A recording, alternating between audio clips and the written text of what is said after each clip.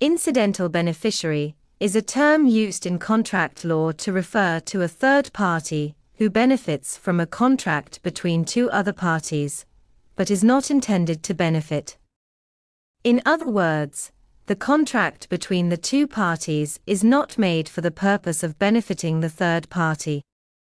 Therefore, the third party does not have any legal rights under the contract and cannot sue to enforce its terms. The concept of incidental beneficiaries is important because it affects the legal rights of third parties who may be affected by a contract.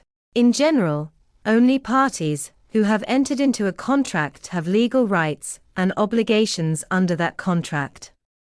Incidental beneficiaries, however, do not have any legal rights because they are not intended to benefit from the contract.